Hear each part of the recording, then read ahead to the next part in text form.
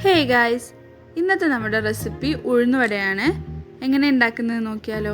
പുറമെ നല്ല ക്രിസ്പിയും ഉള്ളിൽ നല്ല സോഫ്റ്റും ആയിട്ടുള്ള സൂപ്പർ ടേസ്റ്റി ഉഴുന്നുവടയാണ്. അതിനായിട്ട് ഒരു 4 മണിക്കൂർ കുതിർത്തി വെച്ചിട്ടുള്ള ഉഴുന്ന് അരക്കാൻ വേണ്ടി ഇട്ട് കൊടുക്കുകയാണ്. ഞാനിവിടെ 2 കപ്പ് ഉഴുന്നാണ് എടുത്തിട്ടുള്ളത്.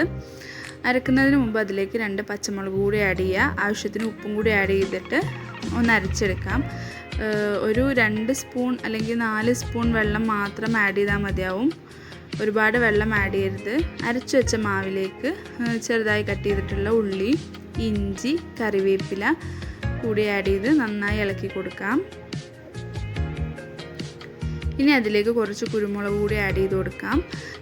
കുരുമുളക് ചതച്ചിട്ട് ഇട്ട് കൊടുത്തു കഴിഞ്ഞാൽ ഒന്നുകൂടി ടേസ്റ്റ് ഉണ്ടാവും.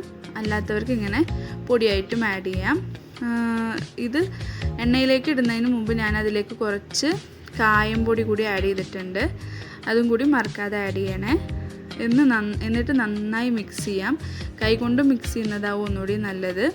എന്നിട്ട് ഇങ്ങനെ കയ്യിൽ കുറച്ച് പച്ചവെള്ളം തടവിയിട്ട് മാവ് എടുത്തിട്ട് കയ്യിലെടുത്തിട്ട് ഇങ്ങനെ തുളയിട്ടിട്ട് എണ്ണയിലേക്ക് ഇട്ട് കൊടുക്കാം. അതല്ലെങ്കിൽ നമ്മൾ വെള്ള തുണിയിലോ അല്ലെങ്കിൽ അരിപ്പയിലോ ഒക്കെ മാവ് ഇട്ടിട്ട് ഓട്ടയിട്ടിട്ട് മുക്കി കൊടുത്താലും മതിയാവും. ഞാനിപ്പോൾ ഇതാ കയ്യിൽ വെച്ചിട്ട് തന്നെയാണ് ഇടുന്നത്. അത് ഒരു മീഡിയം ടു ലോ ഫ്ലെയിമിലാണ്. എണ്ണ നന്നായി ചൂടായി കഴിഞ്ഞാൽ മീഡിയം ടു ലോ ഫ്ലെയിമിൽ ഇട്ടിട്ട് എല്ലാം കൂടെ വറുത്ത് കോരാം. ഹൈ ഫ്ലെയിമിൽ ഇടരുത്, കരിഞ്ഞു പോവും.